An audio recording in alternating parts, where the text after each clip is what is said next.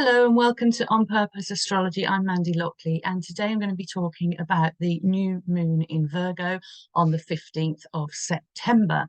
Let's have a look at the chart. For those of you that like to see the visual and know a little bit about how to read a chart, there you can see the visual. If you don't know how to read a chart, it's absolutely fine. I'm going to sort of describe and explain what this new moon means and some of the relevant aspects in this new moon. To start off with, you can see there from houses 6 to 10 on that chart, these are all the outer planets. You've got Jupiter, Saturn, Uranus, Neptune, and Pluto, and also Chiron, the outer planets, which are all retrograde. We know they're retrograde because they've got that little R after them, that little R with a cross across it, which means they're going backwards from our perspective here on Earth. So generally speaking, because they're the outer planets, they're the slow moving planets, they spend more time retrograde. But for the present moment, let's just think about these retrogradations, this multiple retrogradation. It means it's a time for introspection, an inward time, a reflection time, which really ties in with the major themes of a new moon. Generally, a new moon is the dark of the moon. The sun is conjunct the moon. In this chart, you'll see it's in house 3 in the chart set for London. If you live elsewhere, then it's going to be in a different house. But we don't need to worry about that too much because I'm going to, at the end, talk about what this new moon, some of the themes of this new moon might be for your chart in the house that it falls into. But generally, this new moon's a seed planting time. It's more of a planning time. As I said, introspection is a good word. Reflection, just as we've already talked about. But what about specifically for the new moon in Virgo? Well, a few themes. Virgo likes to deal with the facts. Can be quite a controlling sign, so you can maybe think about where you might be trying to control things. It's a perfectionist, famously a perfectionist. But it's also a thoughtful sign. It's a kind sign. It's a sign that likes to take care of the small details and the little things that other people might not notice or might not be bothered with. It's an earth sign, so it likes to be useful. So think of some of these themes here. Industrious, hardworking usually, prone to perhaps being a little bit of a worrier or a little bit of a perfectionist. There's a quote here that I found from former American President Lyndon B. Johnson. I strive for the best and do what's possible. I think that's a really good quote for Virgo generally, but a new moon in Virgo as you'll start to think about planning ahead for the month ahead. It's about habits and routines and something to do with health, perhaps. So think about the habits that you might like to change. It's a good new moon for planning for a more healthy routine. But with Virgo, try not to make a routine into a regime and try and sort of think about unhealthy habits and how you might want to have more healthy habits and more routines. It's a really good new moon for that. Virgo likes to categorize things and put things in order. So perhaps it's just coming into the new season here in the Northern Hemisphere and the autumn and the fall in the Southern Hemisphere. It's the spring. And spring and autumn, they're kind of close to the equinoxes coming up. And I think they're good for a kind of a fresh start, a spring clean, whether that's a spring clean of your home because of the moon, whether it's a spring clean of your kind of mindset, whether it's a spring clean of your sort of health or diet or your exercise program, for example. Now you'll see here that Mercury, which is the ruler of Virgo, in the second house in this chart, it's been going retrograde. And in this chart for the new moon for 15th of September, it is stationing direct. It means it's finished going backwards. It's standing still. So again, it's standing still, it's slow. So again, this underlines this feeling of this new moon being one to sort of stand still, reflect, and then it'll start going forward. So anything mercurial, as in mindset, thoughts, ideas, communication, sort of short travel, education and detail type work is going to start moving forward. You might have had a few glitches over this Mercury retrograde period in, in the last few weeks, and this is about to start move forward. So it's going to flow more easily, and it'll speed up as we go through this lunar cycle. But at the moment in the new moon, it's slow. So something to bear in mind. So we might not know all the facts. The darker the moon, we don't always know. We can't see everything. So it's about being kind to yourself. Being kind to yourself is another great sort of bit of advice for the new moon in Virgo. Virgo is a sign that is very kind to other people, or can be, but often not kind to themselves, put sort of high expectations on themselves. So be kind of yourself. Don't worry about not knowing all the facts, not being able to control everything at the moment. Don't worry too much about making mistakes, saying the wrong thing. That might kind of happen. If it does, take responsibility. And the reason I say this is because we have a fairly wide opposition between Mercury and Saturn there. Mercury Saturn can make you feel a little bit like insecure about your knowledge or your intelligence, or having to know everything, or it can be kind of the kind of know-it-all, the overcompensatory know-it-all.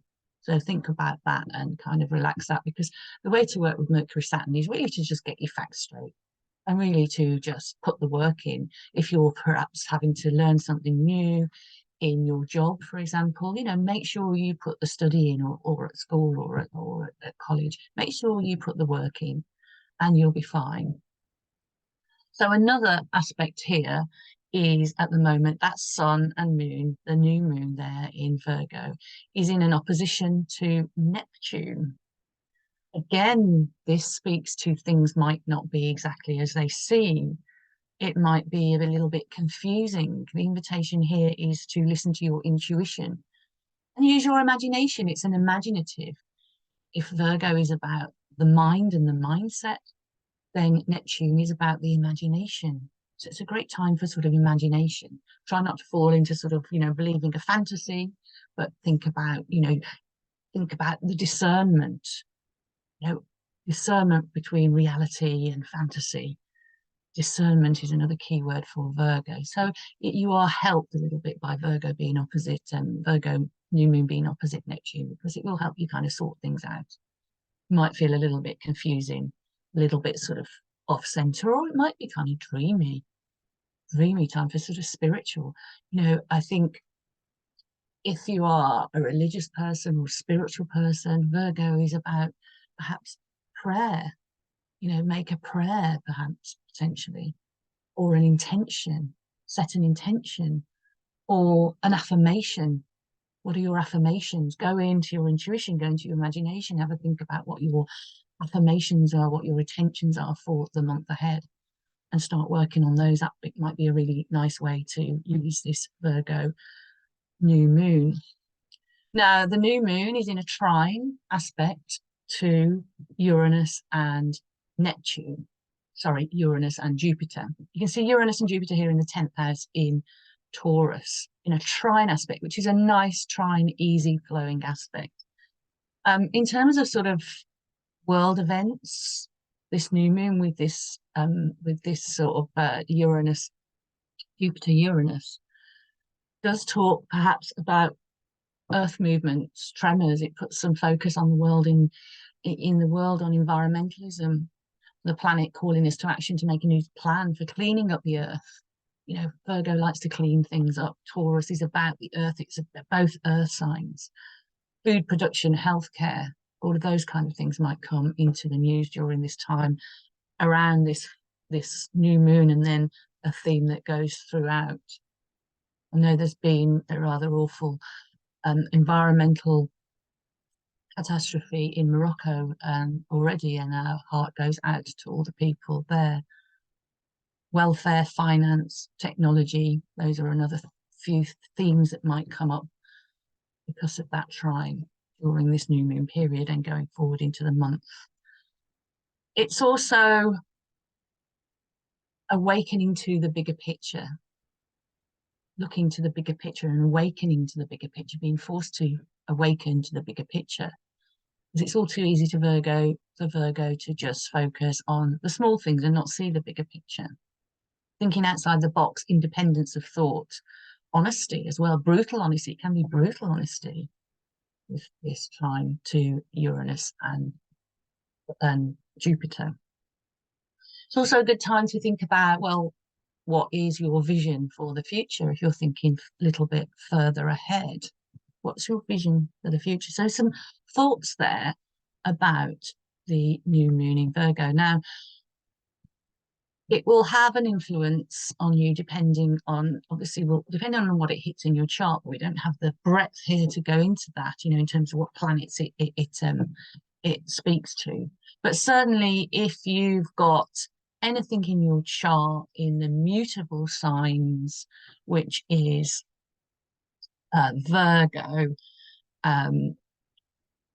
Virgo and Pisces and Gemini and Sagittarius, around the degrees of about sort of 19 to sort of 23 degrees in your chart. You can find your chart as in astro.com. You look at your chart in astro.com. You can just, if you don't have access to your chart already, just go into astro.com, put your details in, and it'll give you your chart. So you'll be able to see if you've got anything in those degrees of those signs. You'll be particularly influenced. You will feel more of the influence of this new moon. The other way we look at the influence of it personally is to look at what house it falls into.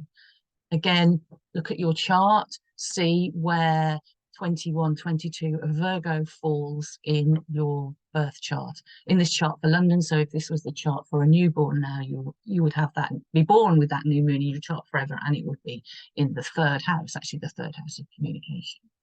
So very, very briefly, I'll go through some ideas, areas of life. That's what the houses are all about, areas of life. So, for example, if this new moon falls in your first house, it's about how you feel about yourself.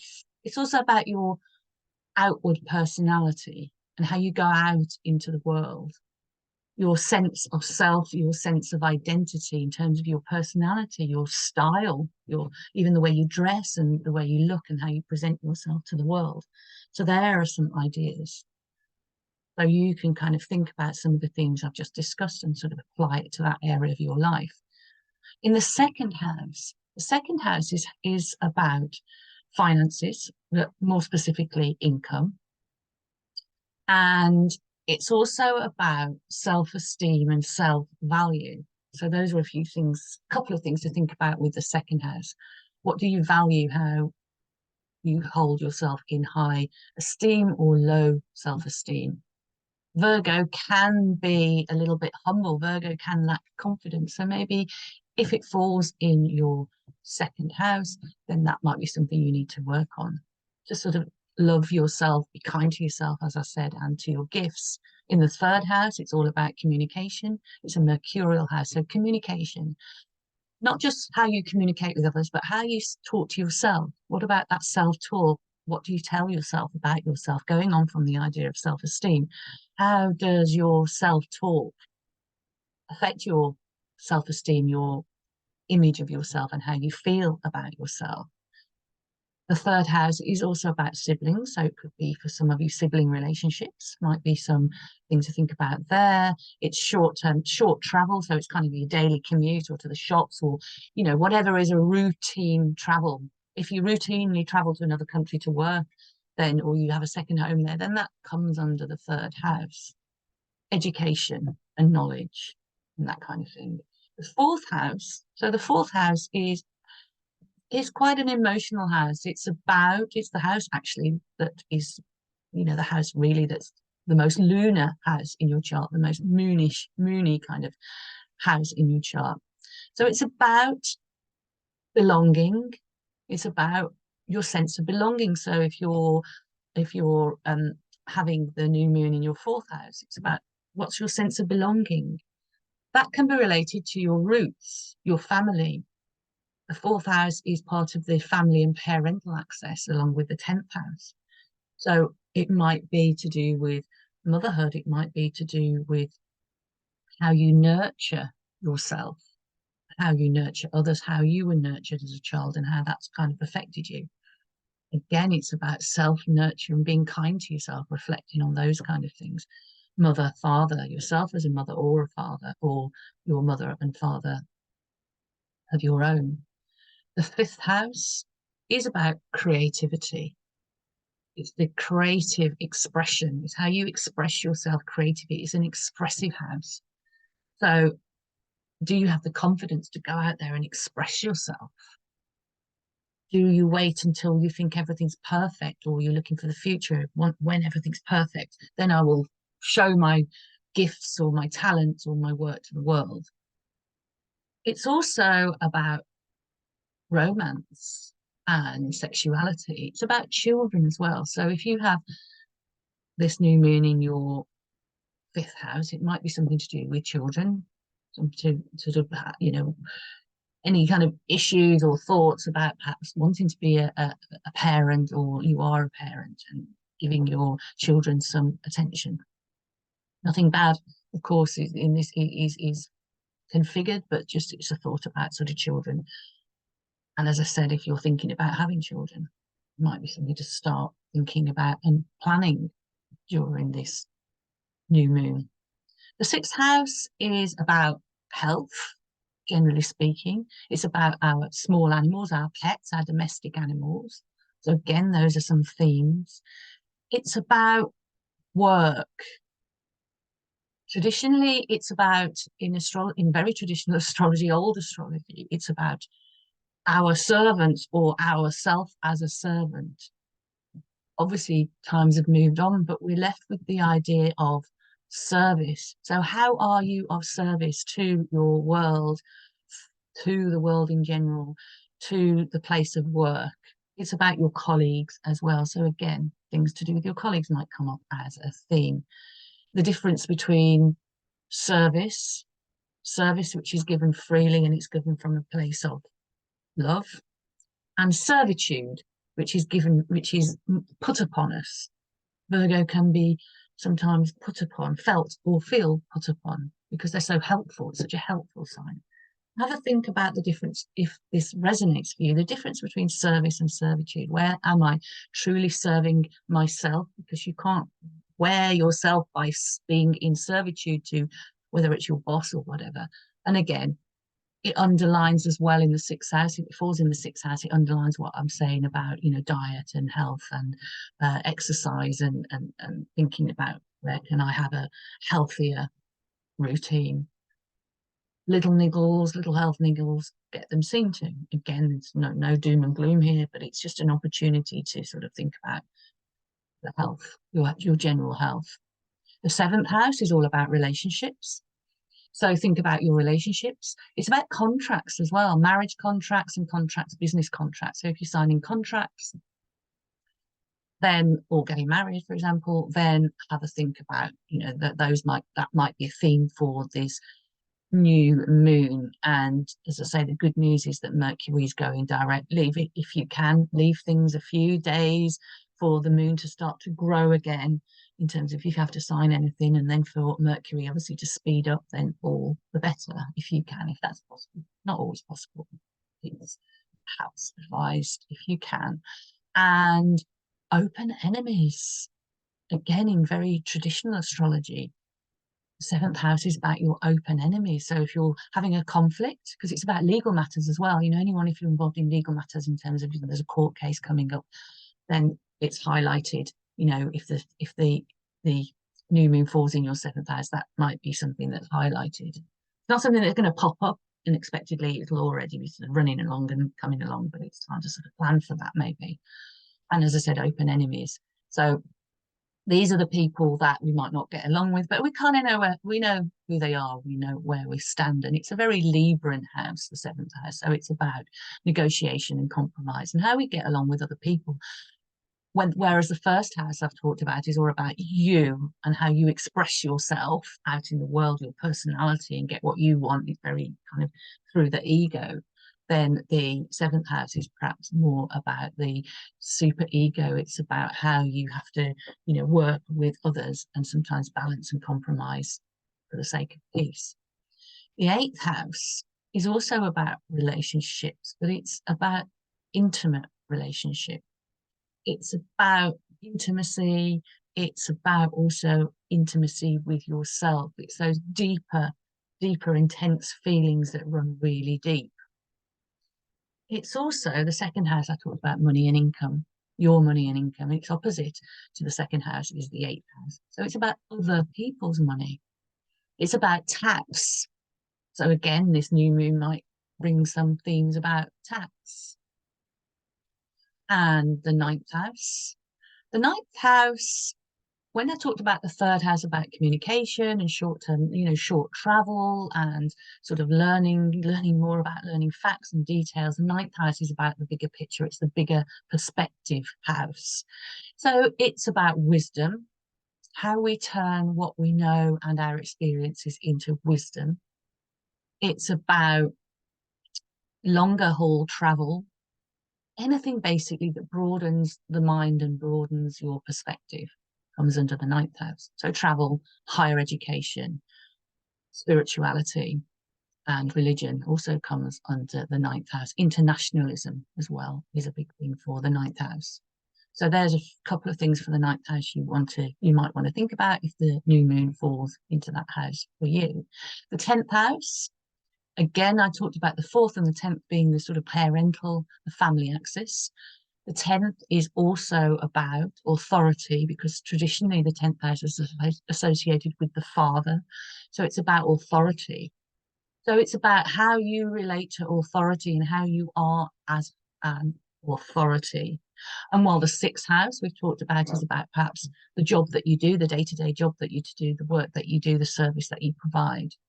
The 10th house is about your vocation. It's about your status. It's about how you rise to the best of you in terms of your vocation and your purpose as well. And it's another one, like the 4th house, is about how you are as a parent. The 11th house is about friendship and community and groups. So again, if that new moon falls into that house, those are some of the themes.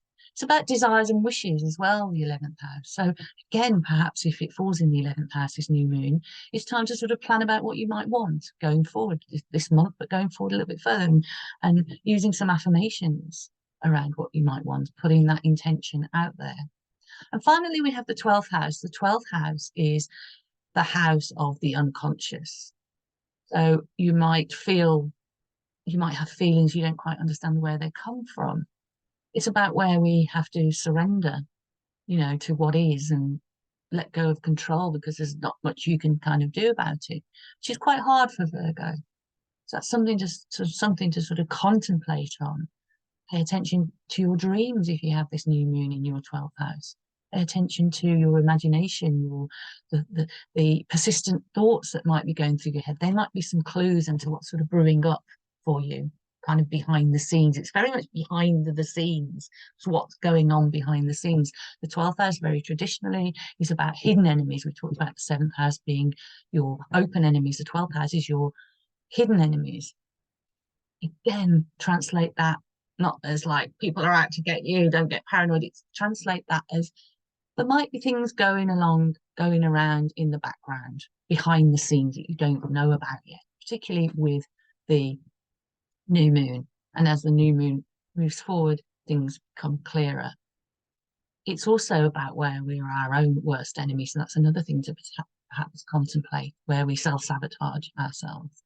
It's very much the unconscious, the dreams. Traditionally, the 12th house is also about institutions. So maybe for some of you, there might be experiences with institutions, prisons and hospitals, that kind of things, and any kind of institution, whatever that might mean for you. So I hope that has given you some food for thought. Food for thought is another good advice, I think, for this new moon in Virgo. And thank you very much for watching. Do subscribe if you haven't already. If you've got any questions about what I've said, please leave a comment. I can't comment directly about your own chart, but if you have a little question, you're not clear on something, or you perhaps want to know a little bit more about what house it's in your chart, just drop me a quick comment in the box below and I'll try my best to answer all of them. thank you for now. Enjoy this Virgo new moon that's coming up. Lots of love as always. Thank you. Bye bye.